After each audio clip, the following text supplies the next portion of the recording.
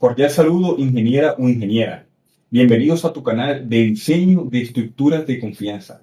Si estás aquí es porque, al igual que yo, buscas constantemente formas de agilizar tus procesos de diseño estructural de forma manual, sin sacrificar la rigurosidad técnica ni el cumplimiento normativo. Porque si bien es cierto, puedes utilizar programas como SAP o ETABS, los cuales te generarán modelos matemáticos, si no tienes una buena base de criterios en base a la norma colombiana, en este caso NSR10, no vas a tener un buen criterio de diseño a la hora de utilizar estos programas. Y déjame decirte, el día de hoy te traigo una alternativa totalmente interesante que puede cambiar tu forma de ver o de diseñar los elementos estructurales. Hoy te traigo una herramienta que no solo te permitirá diseñar columnas en concreto reforzado sometidas al mecanismo de falla más común de estas, que es la flexocompresión biaxial, sino que además lo hace de una forma automatizada, visual y normativa, todo a través de una hoja de Excel totalmente editable, práctica y pensada para resolver problemas que enfrentamos todos los ingenieros estructurales. Sin más que decir, vamos a la hoja de Excel donde te enseñaré todo lo que te he dicho y más. Vamos allá. Muy bien. Ahora, bienvenido a la plantilla Excel para diseño de columna básica en concreto reforzado, principalmente diseñada para el mecanismo de falla, de flexión o flexocompresión biaxial. Te voy a estar explicando la plantilla de una manera súper detallada, teniendo en cuenta todas las líneas de código aquí programadas para que la entiendas de una manera pues súper intuitiva y fácil. ¿Qué te parece si comenzamos? ¿Ok? Bueno, primera parte, aquí tenemos en las primeras 3 filas un espacio para que tú llenes sobre información del proyecto o del ingeniero diseñador a cargo de este, ¿vale? Luego tenemos una primera gran sección, que es la sección de los datos, ¿ok? Esta sección de los datos es una sección donde nosotros vamos a estar introduciéndoles datos y proponiendo algunos criterios sobre la sección, ¿ok? Vamos a empezarlo y lo vamos detallando poco a poco, ¿vale? No nos vamos a detener mucho en lo que sería cómo obtenemos las cargas y momentos empleados y la geometría. ¿Por qué? Porque esto obedece a una evaluación de cargas, un metrado de estas y además de un predimensionamiento que se debió hacer de manera previa al llegar a este punto. Para nosotros desarrollar esta hoja de Excel, vamos a traer un ejemplo ya preparado, cuenta con unos datos, ¿ok? Entonces, iniciamos a introducir los datos. La casilla con esta denominación de este color va a ser las casillas en las cuales nosotros vamos a tener que introducir datos para que la hoja de Excel haga sus propios cálculos automatizados. Entonces, empezamos con las cargas y momentos empleados. Primero, tenemos la fuerza axial de diseño. Todos sabemos que la fuerza axial de diseño, como esta imagen no la describe, es la fuerza axial que va a actuar de manera concéntrica si actúa ella sola en la sección transversal. Entonces, esta fuerza axial en nuestro diseño va a ser de 180 toneladas. Seguimos un poco rápido aquí, incluyendo las cargas. El momento flexionante de diseño alrededor del eje X lo vamos a considerar de 15 toneladas. Alrededor del eje Y lo vamos a considerar de menos 9 toneladas. Cortantes de diseño alrededor de la dirección X lo vamos a considerar como menos 21 y en la dirección Y como 17 toneladas. Ahora, resistencia especificada del concreto a la compresión. Vamos a definir el material que vamos a estar utilizando a la hora de construir esta sección. La norma sismo resistente nos dice que para zonas con riesgo de amenaza sísmica moderado y especial debemos de utilizar mínimo un concreto de 21 megapascales o 210 kilogramos centímetro cuadrado, con una relación de agua-cemento de 0.60 para garantizar criterios de durabilidad. Entonces, aquí vamos a estar utilizando 210 kilogramos centímetro cuadrado.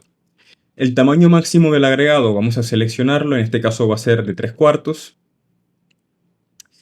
Material, factor que especifica la profundidad del bloque equivalente de esfuerzos a compresión. No nos vamos a detener mucho explicando este parámetro, pero el seccional que nos lo define en la norma sismo resistente es este y nos va a estar explicando cómo calcularlo. En este caso, 0,85 para concretos de FC inferiores o iguales a 280 kilogramos centímetro cuadrado, y para superiores a esto vamos a estar utilizando esta fórmula. En este caso, la plantilla está diseñada para que tome el valor del FC y haga los cálculos totalmente automatizados. El esfuerzo especificado de la afluencia del acero de refuerzo. Vamos a considerar 4.200 kilogramos centímetro cuadrado. El módulo de elasticidad del acero. La norma nos dice que podemos considerar 200.000 megapascales o 2.039.000 kilogramos centímetro cuadrado. Automáticamente se nos calcula la deformación unitaria de fluencia del acero. Ahora, diámetro de la barra longitudinal más gruesa. Aquí vamos a definir, en caso tal de que estemos utilizando diferentes tipos de barra, pues evidentemente como nos los pide aquí la plantilla, vamos a estar utilizando la más gruesa. En este caso seleccionaremos 3/4. Diámetro del refuerzo transversal o estribos. La norma nos dice, utilizaremos estribos 3/8 para barras longitudinales inferiores a 1 pulgada y 1/4. Y podemos utilizar barras de media pulgada para barras longitudinales de 1 pulgada y 3/8 o barras en paquetes. Y en DMI se permiten estribos de 1/4 en columnas que soporten menos de 2 pisos. ¿Ok? Entonces aquí vamos a considerar 3/8. Ahora, la geometría en la sección. La norma nos dice que debemos tener en cuenta dos escenarios. En DMI no nos piden nada, y DMO y DES, o sea, disipación moderada y disipación especial de energía, la norma nos exige que la sección tenga por cada lado, su lado sea mayor o igual a 25 centímetros para disipación moderada, y para disipación especial que sean superiores a los 30 centímetros. ¿Ok? Entonces, en este caso vamos a estar considerando inicialmente una sección de 50 por 60 centímetros, con una altura libre del elemento de 4 metros o 400 centímetros. El recubrimiento. La norma nos sugiere que utilicemos 4 centímetros por durabilidad y para prevenir corrosiones del acero de refuerzo a futuro. El número de varillas que vamos a estar utilizando por eje van a ser en este caso 5 y 5. Como pueden ver, automáticamente se nos dibuja la sección transversal de la columna. Esto te puede dar una muy buena idea de lo que puedes tú, ingeniero o ingeniera, estar plasmando en tus planos estructurales. Ahora, hagamos un poco de teoría con esto que tenemos aquí al lado derecho.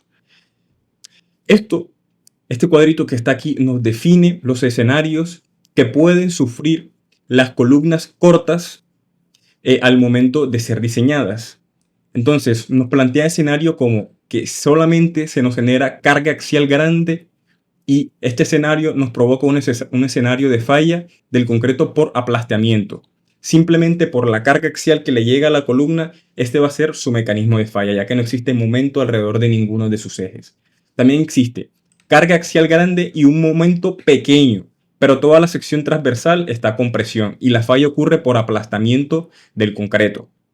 De nuevo, existe una carga axial y se incluye un pequeño momento que genera ya una excentricidad. ¿Ok? Carga axial grande. Carga axial grande con momentos mayores que en B, que en el escenario anterior. Y las varillas del lado opuesto están a tensión sin llegar a la fluencia. Ya en este caso, todas las varillas no están trabajando a compresión, sino que tenemos las varillas de un lado, supongamos están trabajando a flexión y las del otro lado están trabajando a compresión. Lo mismo va a seguir pasando a medida que el momento sea más grande y por lo tanto la excentricidad sea más grande. Y se van a estar presentando diferentes mecanismos de falla. ¿Ok? Entonces, estos son los escenarios para columna corta y los escenarios para los cuales está diseñado la actual plantilla que ustedes están viendo. Teniendo esto en cuenta, podemos continuar con el diseño. Ok, ahora aparece una verificación de recubrimiento del acero de refuerzo. La norma nos da una recomendación, y es que en los recubrimientos sean 1.25 veces el tamaño máximo del agregado que hemos seleccionado acá arriba. La plantilla de manera automática hace un cálculo y determina que ese dato es de 2.38, que es inferior a los 4 centímetros que nosotros habíamos planteado inicialmente. Por lo tanto, está ok y cumple. Entonces, ahora hablemos de los factores de reducción de resistencia. ¿Para qué sirven estos factores de reducción de resistencia? Ok, por aquí tengo unas citas que me ayudó a ChatGPT a informarme un poco más y a saber a ciencia cierta para qué sirven estos factores. Nos dice, para considerar una incertidumbre en los materiales, el concreto y el acero pueden tener variaciones en su calidad debido a sus procesos de fabricación. Segundo, la variabilidad en la construcción. Incluso con los planos extremadamente precisos pueden surgir errores humanos como la colocación del acero de refuerzo, que como verán nosotros vamos a discriminar una posición adecuada. Puede que en obra esto no se cumpla a cabalidad y puede que queden en diferente posicionamiento. El desplome de una columna quiere decir que no va a quedar totalmente recta, sino un poquito torsionada hacia un lado. Puede pasar el curado del concreto o la calidad de la mezcla. Todos estos van a ser factores de los cuales nosotros vamos a tener incertidumbre y no vamos a tener total certeza sobre esto. Además, nos va a servir para darle seguridad estructural y reducir la probabilidad de la falla, protegiendo tanto a los usuarios como al entorno. Entonces, ¿para qué sirven los factores de reducción de resistencia? Simplemente para disminuir la capacidad actuante o resistente, mejor dicho, de la sección. Vamos a limitar que la sección trabaje máximo a un porcentaje de su resistencia máxima. Y esto nos va a dar un factor de seguridad y, por decirlo así, a nosotros los ingenieros calculistas de poder dormir mucho más tranquilos. Ahora, no solamente existe un factor de estos. La norma nos define muchos factores en C931. En este caso, nosotros vamos a considerar secciones controladas por compresión, como lo define C1033. En este caso, nos define dos elementos con refuerzo en espiral o otros elementos reforzados. Los elementos que son en espiral generalmente son este tipo de columnas circulares que son sunchadas. A eso se refiere con refuerzo en espiral.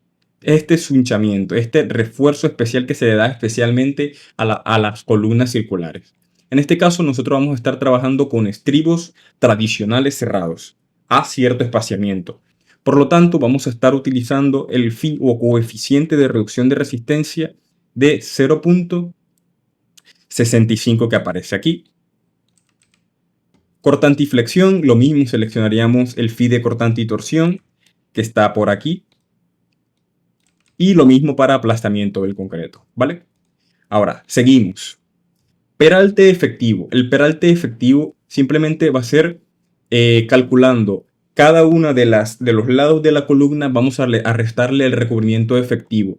El recubrimiento efectivo, este que nos aparece acá, va a ser la distancia que va a tener el posicionamiento de una de las varillas. Va a ser el recubrimiento que nosotros le vamos a dar inicialmente, más el área de la varilla del estribo, más la mitad del área de la varilla longitudinal que estamos considerando, que en este caso la máxima es de 3/4.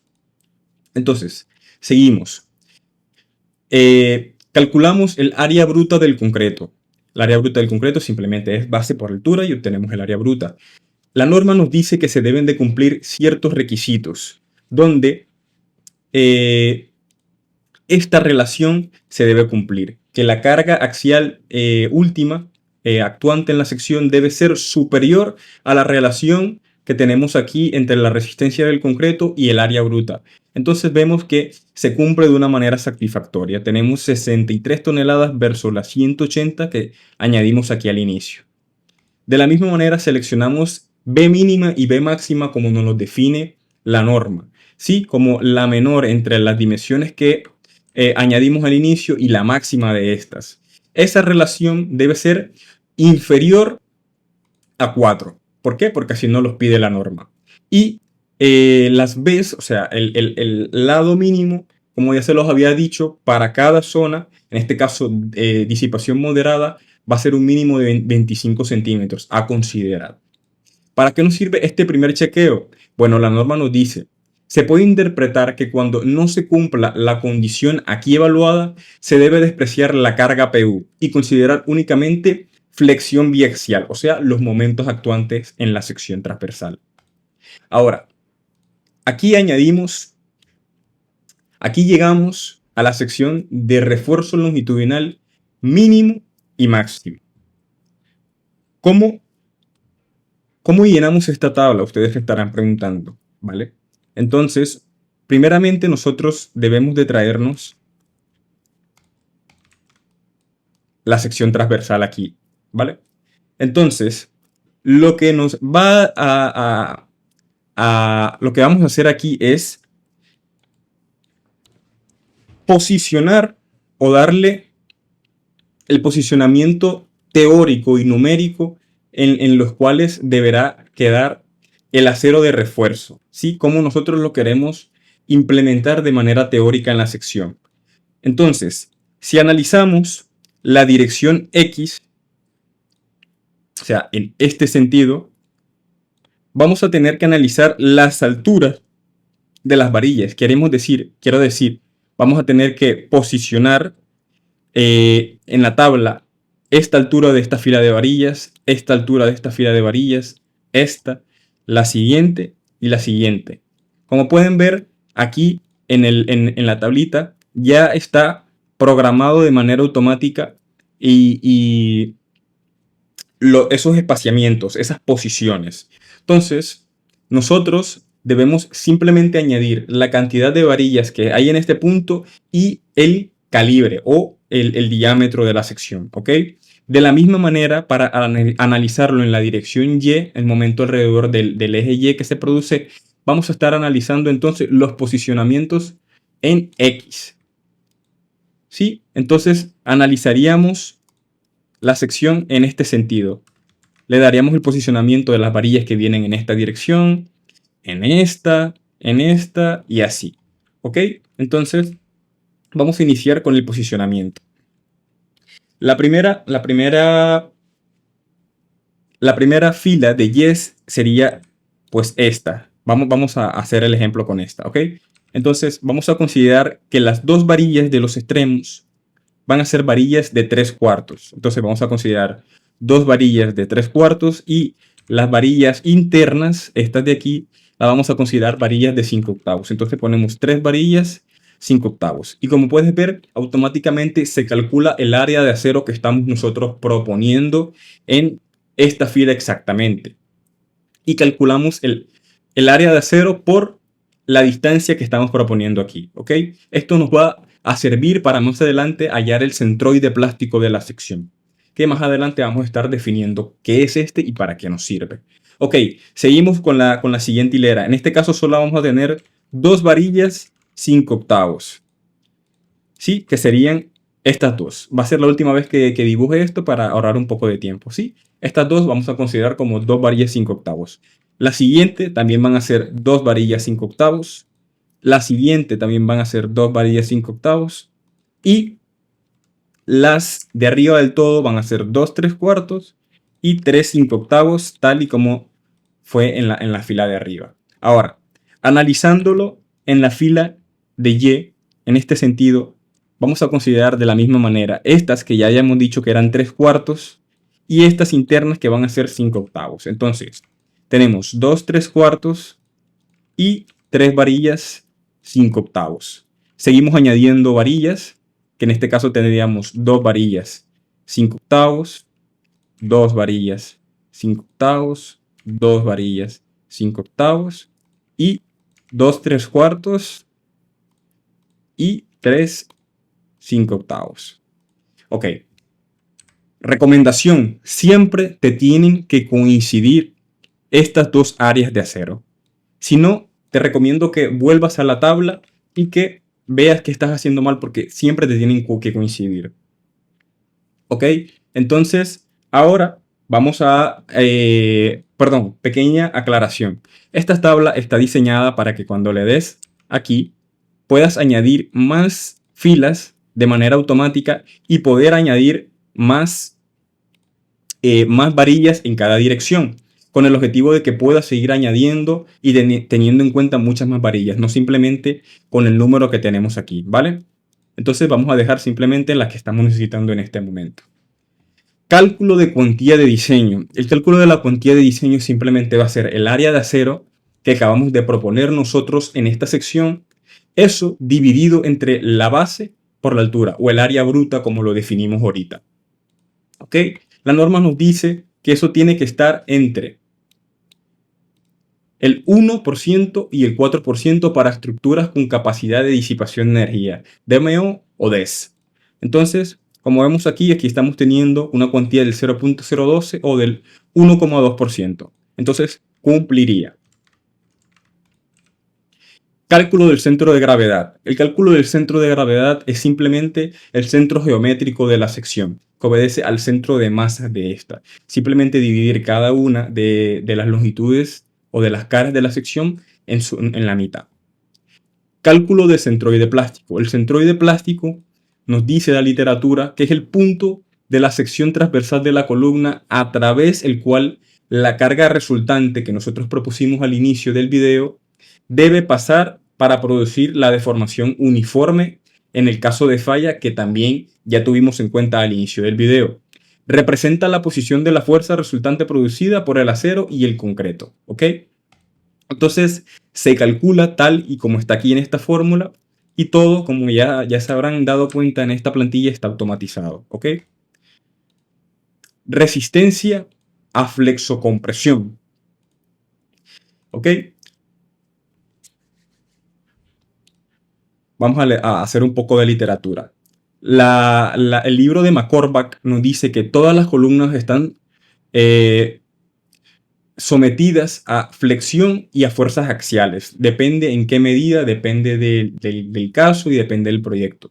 Por lo que es necesario diseñarlas para que resistan ambas solicitaciones. Las así llamadas fórmulas de carga axial, en este caso representados en el capítulo 9, y en la norma nos los definen en el capítulo C, en este caso C10.3.6. Calculamos la fórmula de la carga concéntrica nominal, ¿ok? Y la reducimos por este factor de 0.75 que la norma inglesa y otras normas en general nos hablan de un factor de 0.80 y 0.85. Vamos a estar hablando en nuestra norma, en la norma colombiana, de factores de 0.80 y 0.75 como nos los dan aquí. ¿Y qué tenemos en cuenta para elegir este factor de 0.80 o 0.75? Ok, tal como nos lo dice aquí, elementos no preforzados con refuerzo en espiral. De nuevo, este caso sería para las columnas circulares a las cuales se les da un refuerzo en espiral.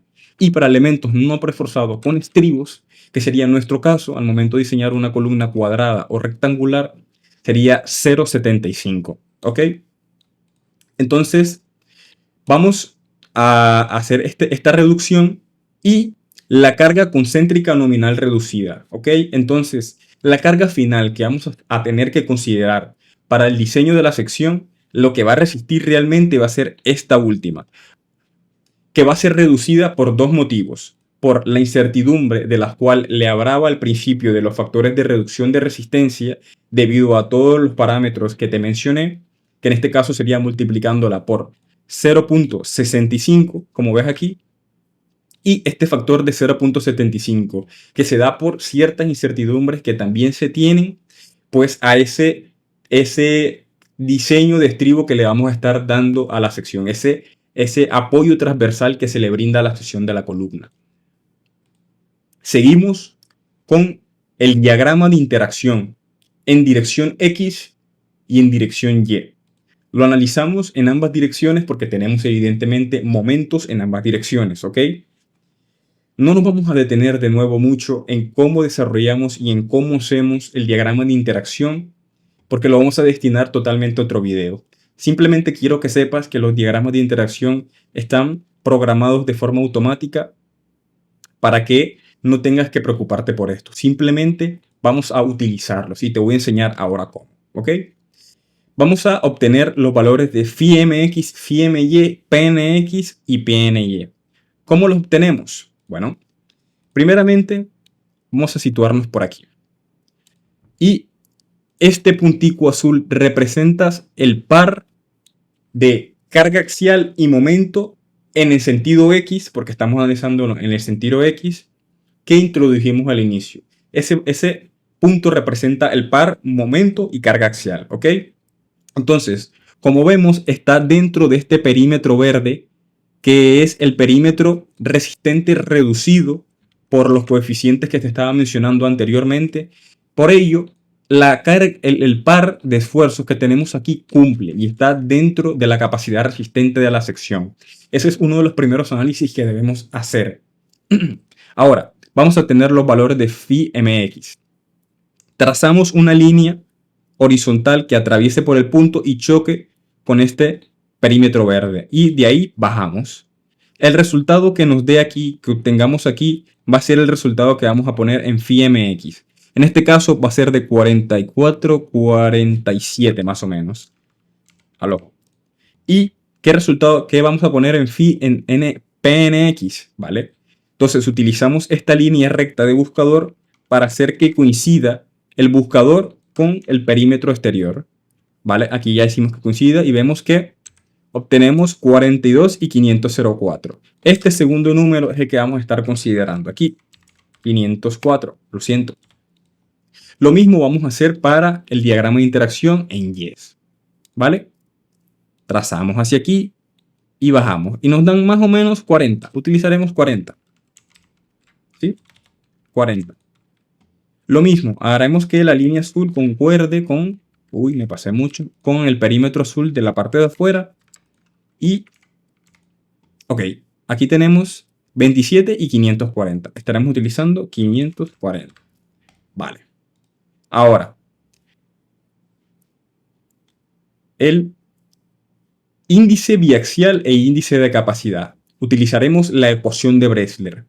¿Para qué nos sirve la ecuación de Bressler, ingeniero o ingeniera? Bueno, es una herramienta que se usa para verificar si una columna puede resistir la carga axial combinada con los momentos flectores en ambas direcciones, o flexocompresión biaxial, el mecanismo principal de falla que estamos analizando en este video.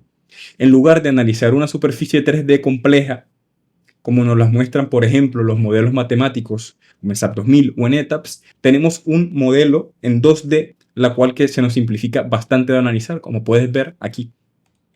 Entonces, la ecuación de Bressler nos ayuda a saber que todo lo que hemos estado haciendo de aquí hacia arriba, la sección que nosotros propusimos está en orden. Entonces, simplemente la aplicamos y nos da que la capacidad resistente de la sección por la ecuación de Bressler es de 423.66 toneladas.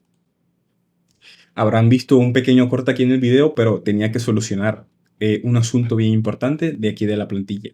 Comenta aquí si te diste cuenta que cambió del frame anterior a este, ¿ok? Bueno, pero seguimos. Ahora, la interacción biaxial en índice de capacidad. En esta casilla vamos a estar determinando la capacidad resistente de la sección bajo dos criterios, ¿ok? Vamos a tener el criterio de la ecuación de Bressler que acabamos de calcular aquí, reducida de nuevo por los coeficientes de reducción que ya analizamos, y este dato que nos da aquí, que lo calculamos por la normativa NSR10. Entonces, obtenemos la capacidad resistente de la sección, que va a ser la mínima de estas dos que te dije, ¿ok? Entonces calculamos esta relación de carga nominal entre carga última, ¿sí? Esta relación nos da de 0.63.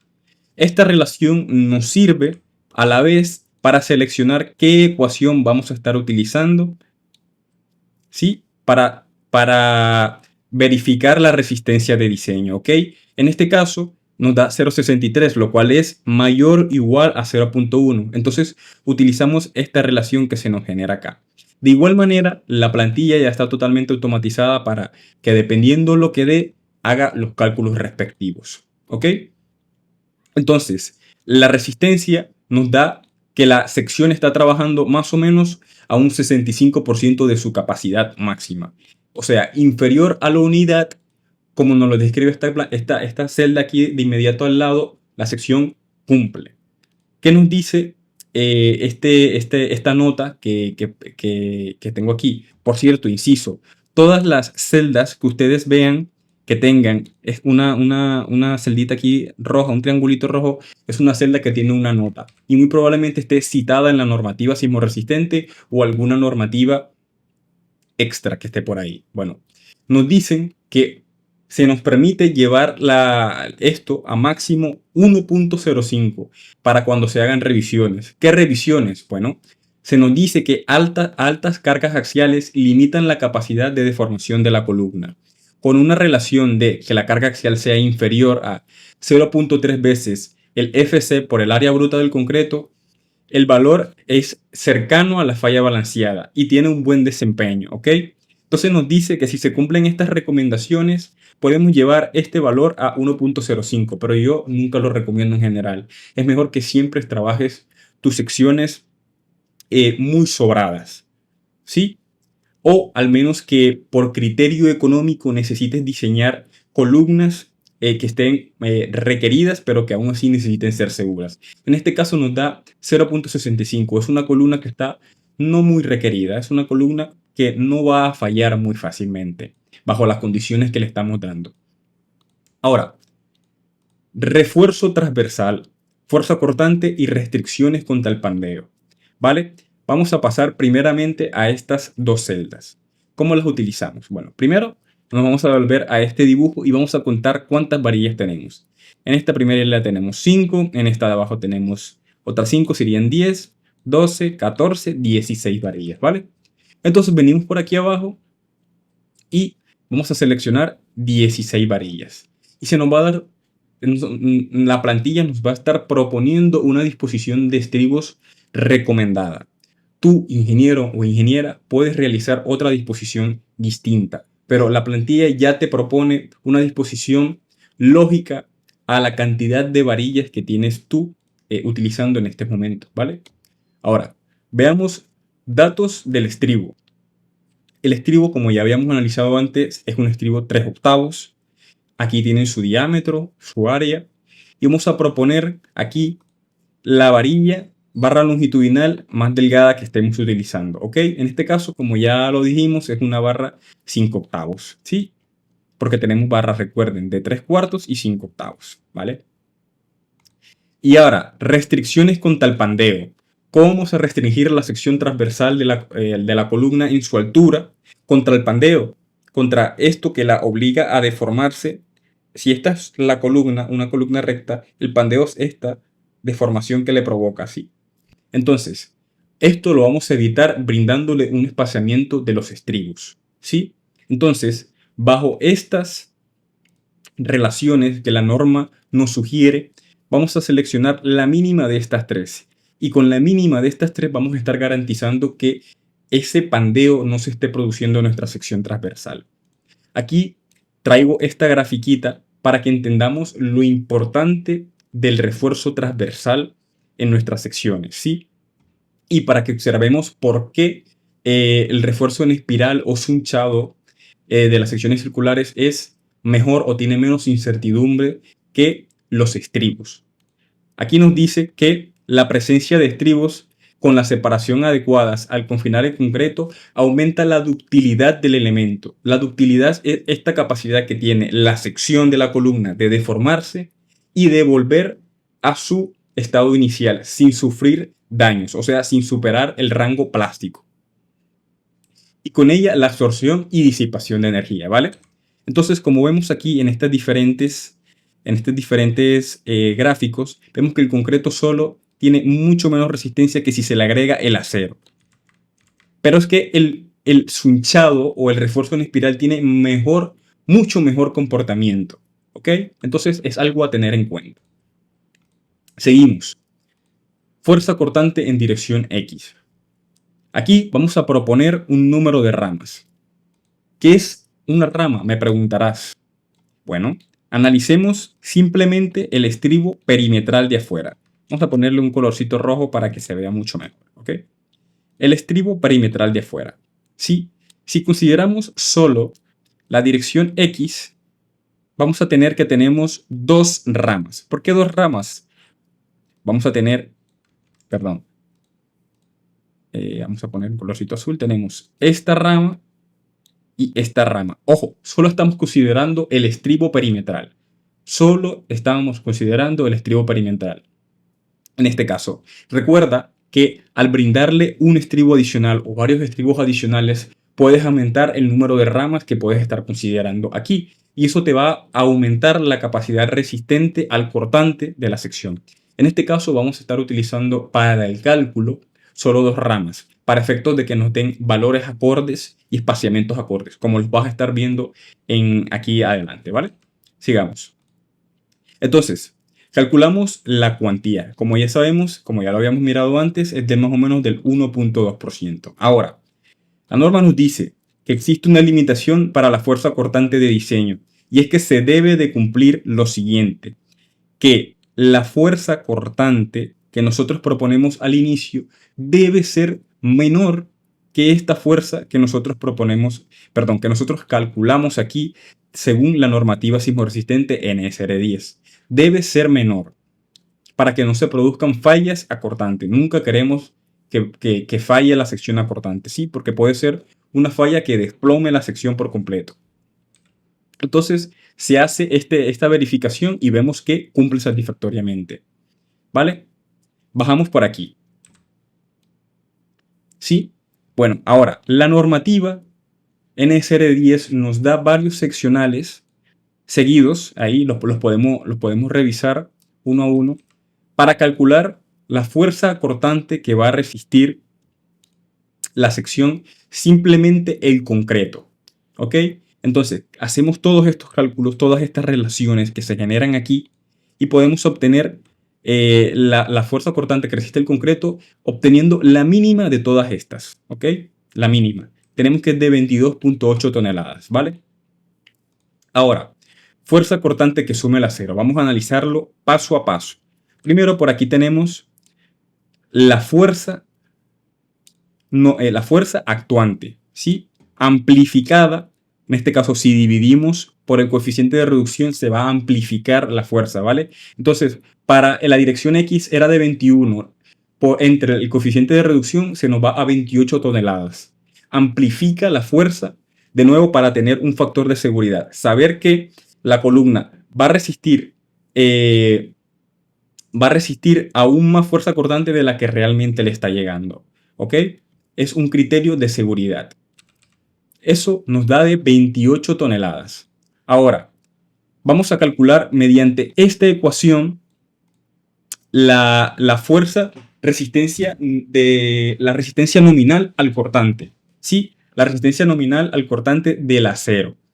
Entonces, nos da que eso va a ser simplemente la diferencia entre la resistencia nominal que necesita resistir la sección, que la acabamos de calcular aquí inmediatamente arriba, restándole la resistencia del concreto al cortante que calculamos aquí como la menor de todas estas relaciones. Eso nos da que vamos a necesitar que nuestra sección resista, que el acero de nuestra sección resista 5 toneladas, ¿sí? El acero transversal. 5 toneladas simplemente. Es poco. ¿Vale?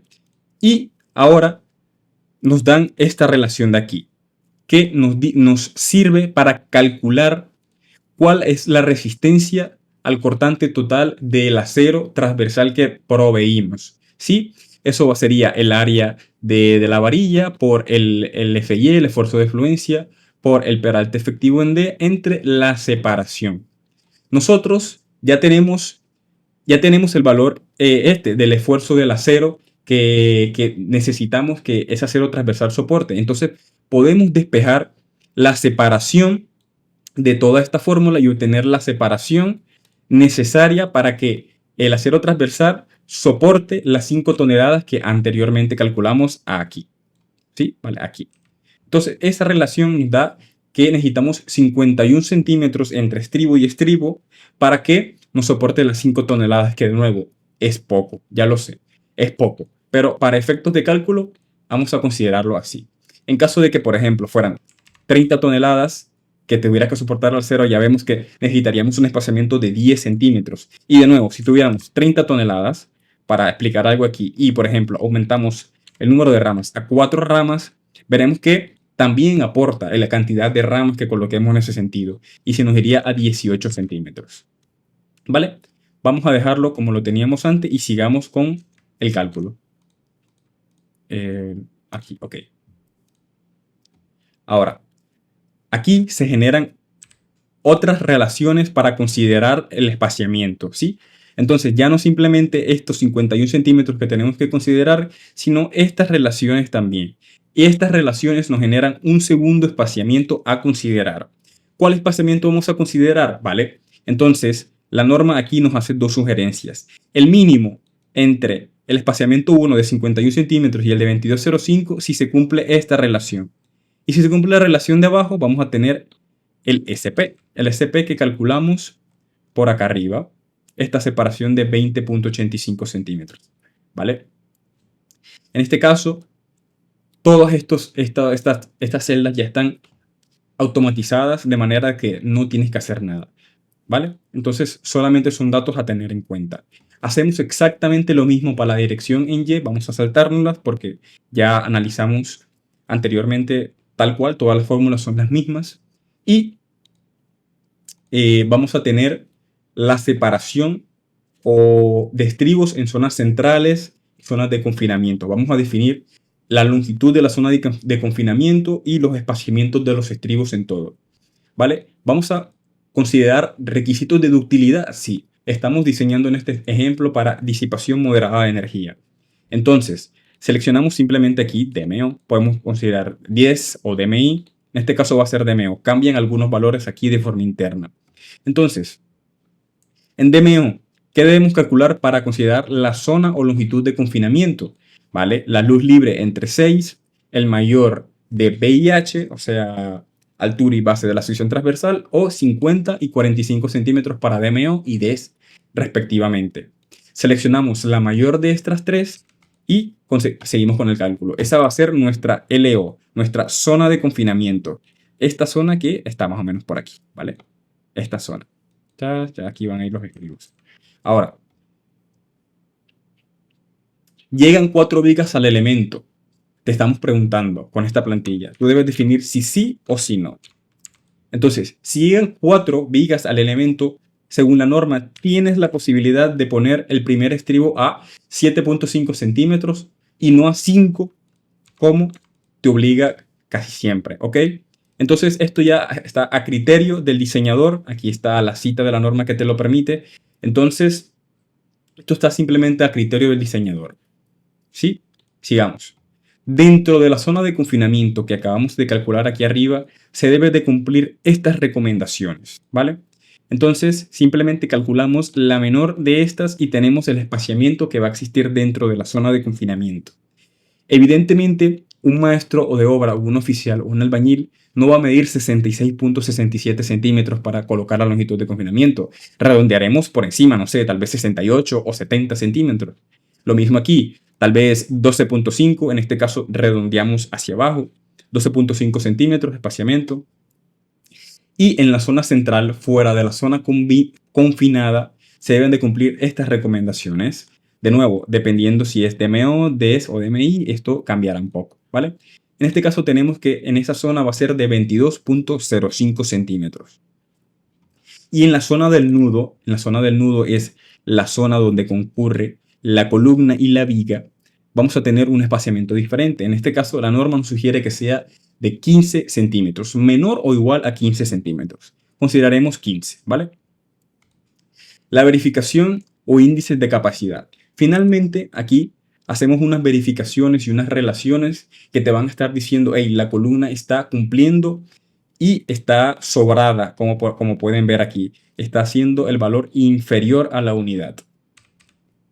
Ahora, verificaciones varias. Aquí es una verificación que yo decidí añadir porque la norma nos dice, en elementos a compresión reforzado, con espirales o estribos, la distribución libre entre barras longitudinales no debe ser menor de 1,5 de diámetro de la varilla, ni de 40 milímetros. ¿Ok? Entonces, calculamos el espaciamiento entre barras de forma automática de nuevo. Todo está automatizado en esta hoja de cálculo y obtenemos que esa relación de nuevo sí se cumple, ¿vale? Y finalmente tenemos unos detalles adicionales para planos estructurales. Son detalles los cuales tú puedes tener en cuenta al momento de empezar a realizar tus planos estructurales, ya sea ingeniero o ingeniera, que lo elabores en Revit o en AutoCAD.